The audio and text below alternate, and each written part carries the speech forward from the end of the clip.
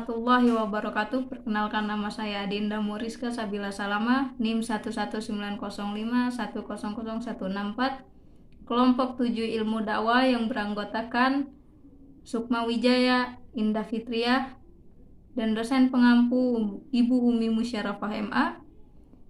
Video ini kami buat guna memenuhi tugas UTS dengan materi yang berjudul Kunci Keberhasilan Dakwah.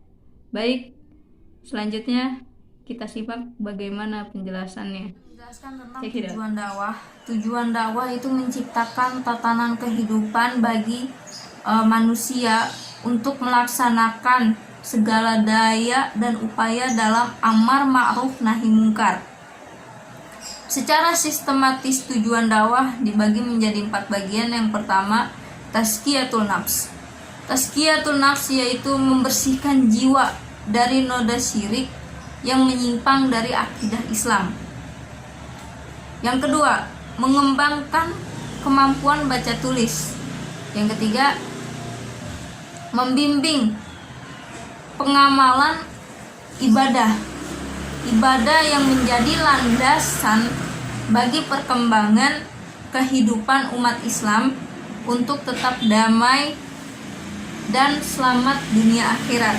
Dan yang keempat, meningkatkan kesejahteraan, membawa umat Islam pada peningkatan kesejahteraan baik sosial, ekonomi, maupun pendidikan. Dan selanjutnya ialah konsep keberhasilan dakwah. Konsep keberhasilan dakwah yaitu hasil-hasil dakwah dalam bentuk perubahan pengetahuan, sikap, perilaku mad'u setelah mengalami proses dakwah atau lebih dikenal sebagai hidayah. Kemudian bertawakal kepada Allah sebagai wujud kepasrahan akan hasil dakwah yang dilakukan. Baik, mungkin cukup sekian dari saya. Selanjutnya akan dilanjutkan oleh pembaca kita, Bapak Sukma Wijaya. Silakan, Pak. Ya, terima kasih Adinda. Nah, untuk selanjutnya adalah indikator keberhasilan dakwah. Keberhasilan dakwah dapat dilihat dari 2 dimensi, yaitu dimensi individu dan dimensi sosial. Dimensi individu adalah suatu keberhasilan dakwah yang memfokuskan pada kegiatan individu dan konteks sosial. Apakah seorang individu memiliki karakteristik sebagai muslim yang baik dalam posisinya sebagai hamba Allah ataupun khalifah di muka bumi. Dimensi sosial adalah suatu keberhasilan dakwah yang menggambarkan kondisi sosial tertentu, apakah memiliki ciri-ciri tertentu sebagai masyarakat Islam atau masyarakat yang Islami. Nah, untuk selanjutnya adalah standar dan kriteria keberhasilan kegiatan dakwah. Kegiatan dakwah sebagai upaya untuk menegakkan amar ma'ruf nahi anil munkar dituntut untuk selalu mengembangkan visi, misi, dan wilayah kepeduliannya terhadap kelompok sasaran. Untuk menentukan keberhasilan kegiatan dakwah hingga dapat disebut efektif, fungsional, dan profesional, diperlukan adanya standar dan kriteria sebagai alat ukur dari keberhasilan tersebut, baik kuantitatif maupun kualitatif. Berangkat dari prinsip bahwa kegiatan dakwah adalah melaksanakan perintah Allah dalam rangka menegakkan amar ma'ruf dan nahi munkar, maka standar dan kriteria yang harus dipakai ialah yang bersumber dari Al-Quran dan As-Sunnah.